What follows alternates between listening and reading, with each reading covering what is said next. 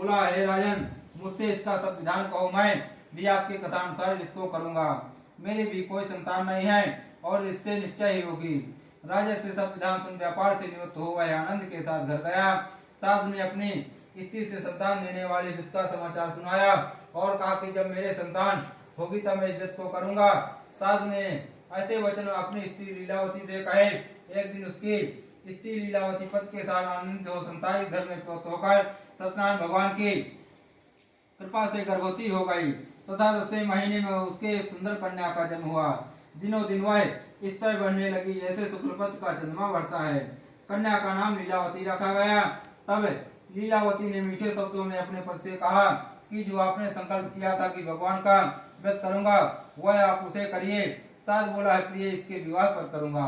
इस प्रकार अपनी पत्नी को आश्वासन दे वह नगर को गया। कलावती प्रतिज्ञा में वृद्धि को प्राप्त हो गई। साधु ने जब नगर में सखियों के साथ अपनी पुत्री को देखा तो तुरंत दूध बुलाकर कहा कि पुत्री के वास्ते कोई सुरेख वर देख कर लाओ। साधु की आज्ञा पाकर दूध कंचन नगर पहुंचा और वहां पर बड़ी खोज कर देखभाल कर लड़की के लिए सुयोग वरिष्ठ पुत्र को ले आया।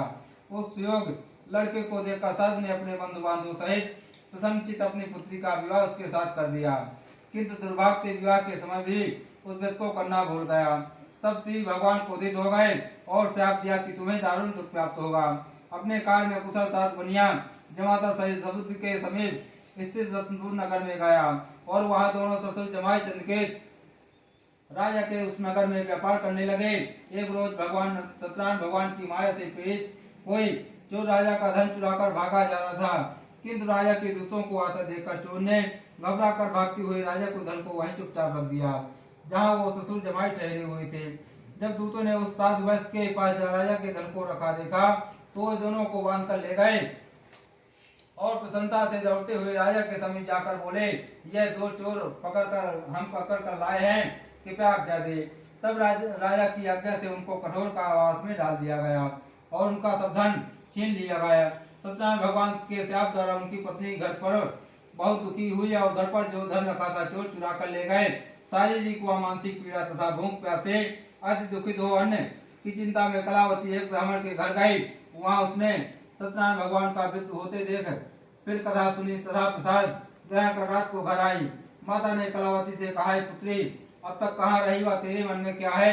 कलावती बोली, हे माता, एक ब्राह्मण के घर से सत्यनारायण भगवान का वृत्त देखा है। कन्या के वचन सुनकर लीलावती भगवान के पूजन की तैयारी करने लगी। लीलावती ने परिवार और बंधुओं सहित श्री सत्यनारायण भगवान का पूजन किया और वर मांगा कि मेरे पति और दामाद शीघ्र आ जाएं। साथ ही प्रार्थना की कि हम सबका अपराध